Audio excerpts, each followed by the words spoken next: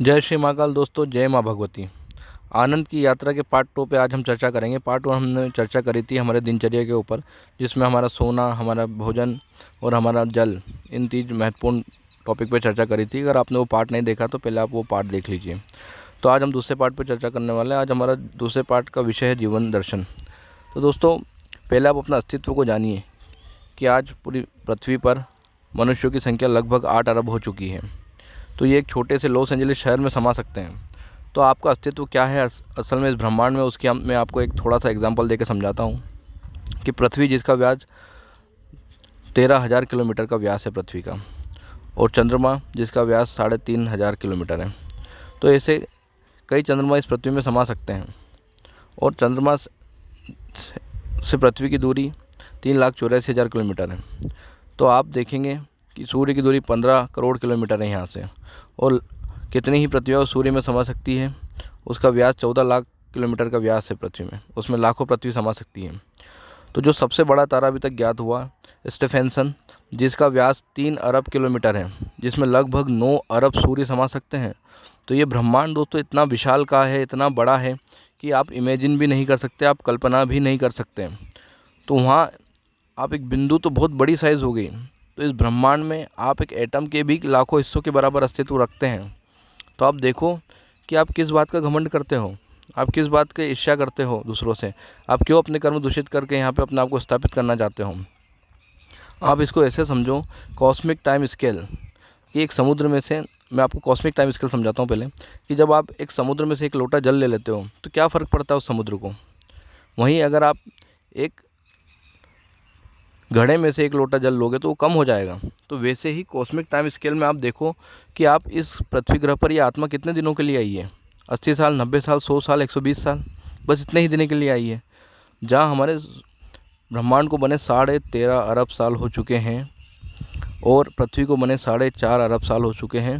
तो cosmic time scale पे जो इतनी बड़ी, इतने वर्ष हैं, उसके बीच में ये 80 साल, 100 साल क्या अस्तित्व रखते हैं, क्या इनकी वैल्यू होगी। तो आप इस बात पे ध्यान करो, चिंतन करो, मनन करो कि आखिरकार में मेरा अस्तित्व क्या है इस पृथ्वी पर। मैं किस बात का घमंड करता हूँ, किस बात का अहंकार है मेरे अंदर। आपको तो बल्कि शुक्रिया अदा करना चाहिए उस ईश्वर का जिसने आपको मानव योनि के रूप में यहाँ पर भेजा है। और मैं ही कहता हूँ कि जब आप किसी यात्रा पर जाते हो तो क्या आप वहाँ पर भी ये सारे प्रबंध करते हो। आप यात्रा पर जाते हो तो आप बस बेसिक चीज़ों पर ध्यान देते हो कि हमारे पास पर्याप्त धन हो, पर्याप्त रहने की व्यवस्था हो, खाने की व्यवस्था हो और घूमने के लिए व्यवस्था हो। तो आप भी एक यात्री हो इस ग्रह पर। तो आपकी यात्रा जो चल रही है, आत्मा की यात्रा, उसमें आप यहाँ पे इस ग्रह पर 80 से 100 सालों के लिए ही आए हो। तो आपको इस बात पर चिंतन करना चाहिए, मनन करना चाहिए कि मेरा क्या अस्तित्व है इस विशालकाय ब्रह्मांड में। उस अनुसार आपको कर्म करना चाहिए। तो दोस्तों, जीवन दर्शन एक महत्वपूर्ण बिंदु है आनंद की यात्रा में। अगर आपका जीवन दर्शन ही गलत होगा तो आप सोचिए कि आपका फिर कुछ भी ठीक नहीं हो पाएगा, क्योंकि आपकी सोच, आपकी मान्यता ही गलत है। जैसे हम एक मोबाइल खरीदते तो उसको भी हर वर्ष 6 महीने, 3 महीने में उसका अपडेट आता है।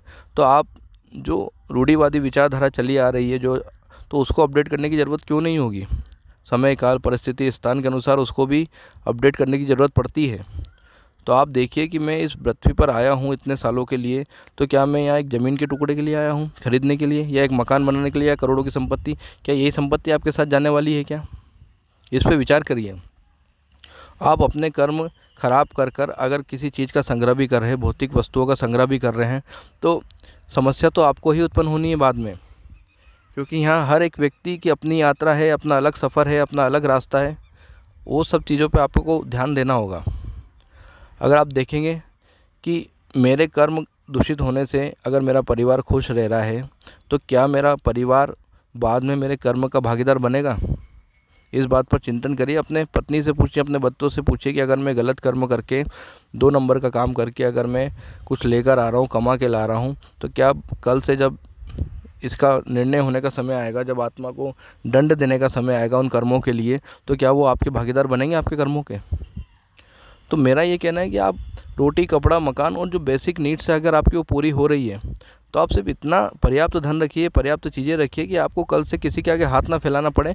उसके बाद भी अगर सिर्फ आप संग्रह में जुटे हुए हैं तो आप अपने इस मानव जीवन को, अमूल्य जीवन को सिर्फ बर्बाद कर रहे हैं।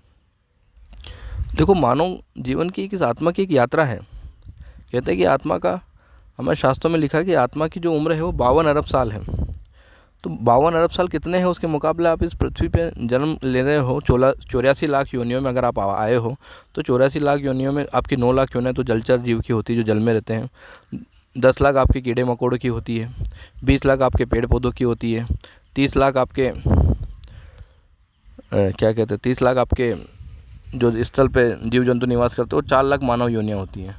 तो ऐसे करके लगभग 84 लाख जो योनियाँ हैं, जिसमें कीट पतंगे जीव भी आ चुके हैं, पक्षी भी आ चुके हैं। पक्षी भी 11 लाख के समथिंग होते हैं। तो आप ये देखो कि मैं इस मानव योनि में अगर मुझे जन्म मिला है, तो जो मेरा यात्रा है, मैं क्या उन्नति कर रहा हूँ। आप असल में आप दुनिया को दिखाने के लिए, अपने अहंकार की तृप्ति के लिए आप भौतिक सुख सुविधाएँ और संसाधन जुटा रहे हैं, पर वास्तव में तो आप अपना समय बर्बाद कर रहे हैं। आप कुछ भी नहीं कमा रहे हैं, क्योंकि आपके साथ जो जाएंगे वो कर्म जो है, आपने जो करे हैं वो जाएगी, वो संपत्ति जाएगी। ये संपत्ति आपके साथ नहीं जाएगी, और वही हमेशा आत्मा के साथ कैरी फॉरवर्ड होती रहती है। तो आप अपने जीवन दर्शन पे काम करो कि मेरा जीवन दर्शन क्या है, क्योंकि जैसा आपका जीवन दर्शन होगा इस जवानी में, इस उम्र में, वैसा ही आपका बुढ़ापा कटने वाला है। अगर आप पैसे से आज भी बहुत अटैच है, तो बुढ़ापे में भी आप बहुत अटैच रहोगे। तो आप इस बात पे फोकस करिए, इस बात पे चिंतन करिए, इस बात पे अपना सेल्फ अवलोकन करिए कि मैं क्या कर रहा हूँ, मेरी कैसी सोच है, कैसी विचारधारा है, क्या वास्तव में यह सब सही है। मैं ऐसा नहीं कह रहा हूँ कि मैं ही पूर्णतः सही हूँ, मैं आपको खुद का एनालिसिस करने को कह रहा हूँ। आप ग्रंथों को पढ़िए, भागवत गीता को पढ़िए, अच्छी अच्छी चीज़ों को पढ़िए, महान संतों को सुनिए, और फिर सबका अपनी बुद्धि पे एनालिसिस करके, तर्क करके देखो। मानव जीवन में तर्क बहुत महत्वपूर्ण है। आस्था, जब आपकी अटूट आस्था होती है तो वहाँ तर्क काम नहीं करता। पर अगर आपकी आस्था भी नहीं है और आप तर्क भी नहीं कर पा रहे हैं, अगर तर्क नहीं करना होता तो उस ईश्वर ने आपको बुद्धि क्यों दी होती है। और बुद्धि का स्थान देखो, आप आपके शरीर में सबसे ऊपर होता है। तो आप जब तर्क करेंगे तो आप बेहतर चीज़ों का चुनाव कर पाएंगे। तो आप अपने जीवन दर्शन पर एनालिसिस करो, फिर तर्क करो कि क्या सही है और क्या गलत है। मत मानो किसी की बात। मैं तो ये भी नहीं कहता कि अगर आप माता पिता की बात मान रहे हो तो वो भी पंगु ही है, क्योंकि जिन्होंने, मान लो अगर मुझे किसी जगह का रास्ता नहीं पता है तो मैं आपको कैसे रास्ता बता पाऊँगा, बताओ आप। अगर जिसने अनुभव करा है, जिसने उस चीज़ को जाना है, वही तो उस चीज़ का रास्ता बता पाएगा ना आपको। अगर माता पिता भी भौतिकता में लिप्त हैं, वो तो अपने बच्चों को क्या सिखा पाएंगे, वो बताइए आप। तो ये आपको विचार करने योग्य बात है कि असल में जो जीवन चल रहा है, जो आपका आप जी रहे हो, उसमें क्या आपकी विचारधारा है, क्या आपका जीवन दर्शन है, तो मैं किस तरह से जी रहा हूँ। तो जीवन दर्शन एक बहुत महत्वपूर्ण मुद्दा है आनंद की यात्रा में। जब आपका जीवन दर्शन सही होगा, जब आपकी दिनचर्या सही होगी, तो फिर हम आगे बढ़ पाएंगे उस यात्रा पर। तो उस परमेश्वर के लिए धन्यवाद दीजिए आपको कि अगर मान लो आपकी यात्रा यहाँ से लेकर इंदौर तक होती है, उज्जैन से इंदौर की यात्रा है, तो ये यात्रा आप या तो इस जन्म में कर लो। इस जन्म में तो हर कोई तो नहीं कर पाता है, क्योंकि बहुत मुश्किल होती है। देखो क्या है कि आप जो यहाँ से जो 84 लाख योनियाँ हैं, उसमें से सिर्फ जो 4 लाख मानव योनि हैं, उसमें ही आपको ये चीज़ है कि आप उज्जैन से इंदौर की यात्रा कर पाओगे उस 4 लाख में। मान लो आप ये जीवन मिला, आपको ये मानव जीवन मिला, इसमें आप 4 कदम चले और फिर आपको दूसरा योनि मिल गई, तो आपको बस वहाँ पे होल्ड हो जाओगे, वहाँ पे आपका स्टॉप लग जाएगा। फिर जब मानव जीवन मिलेगा तो फिर आप उस यात्रा पे आगे बढ़ोगे। तो समझिए कि यहाँ उज्जैन को ऐसा पॉइंट समझिए कि यहाँ पे ये आत्मा उस परमात्मा से अलग हुई है, उसको इंदौर मोक्ष की ओर जाना है। तो ये जो डिस्टेंस है, इस डिस्टेंस को कैसे कवर करेगी, या तो एक जीवन में बेहतर तरीके से काम कर पाए वो। पहली बात तो इस चीज़ का आभास होना बहुत ज़रूरी है।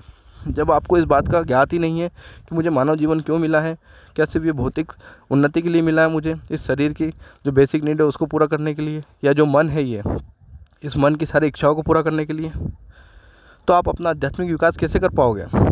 ये जीवन तो फिर व्यर्थ ही हो जाएगा आपका। तो जीवन दर्शन बहुत महत्वपूर्ण है, आपको जीवन दर्शन पे अपना काम करना होगा। तो दोस्तों, आनंद की यात्रा के पार्ट 2 में हमको जीवन दर्शन के बारे में विचार करना है, अपनी सोच, अपने जीवन दर्शन, क्योंकि जो जितना भी आप संग्रह करते जाओगे वो तो यहीं छूट जाएगा। ये मानता हूँ कि जब एक पीढ़ी संघर्ष करती है तो उसकी आने वाली पीढ़ी को सुविधा होती है, पर अगर हर पीढ़ी उतना ही संघर्ष करे और आने वाली पीढ़ी को संघर्ष के लायक कुछ छोड़े ही नहीं, तो फिर वो तो अपंग हो जाएंगे ना। अगर आप सब कुछ परोसा वो अपने बच्चों को दे दोगे तो उस चीज़ की वैल्यू कैसे करेंगे वो। आप इस बात को समझो। प्यार अलग चीज़ है बच्चों से। बच्चों को अच्छे संस्कार दो, अच्छी शिक्षा दो, उनको मल्टी टैलेंटेड बनाओ, उनको संगीत में भी कुछ रुचि दिलवाओ उनको कुछ यंत्र वाद्य यंत्र बजाना सिखवाओ, आप उनको फिज़िकल एक्टिविटी भी कराओ। आपका काम है सिर्फ उनको बेहतर तरीके से तैयार करना। आपका काम ये नहीं होना चाहिए कि मुझे तो इसको यही करवाना है बस। तो जीवन दर्शन पे आपको काम करना है। जब आप अपना जीवन दर्शन सुधार पाओगे, इन चीज़ों का आभास कर पाओगे, तो ही तो आप आने वाली पीढ़ी को कुछ समझा पाओगे, कुछ बता पाओगे। क्योंकि जब आपने खुद ने ही कुछ अनुभव नहीं किया है तो फिर आप दूसरों को क्या बता पाओगे। तो इसलिए बेहतर ये है कि आप विचार करिए, मनन करिए कि मैं क्या कर रहा हूँ, मैं कैसे कर्म कर रहा हूँ, क्योंकि कर्म की संपत्ति ही सबसे बड़ी संपत्ति होती है। तो ठीक है दोस्तों, हम अगले पार्ट में मिलेंगे। आप जब तक इन 2 चीज़ों पर काम करिए, अपने दिनचर्या पर और अपने जीवन दर्शन पर। जय श्री महाकाल, जय माँ भगवती।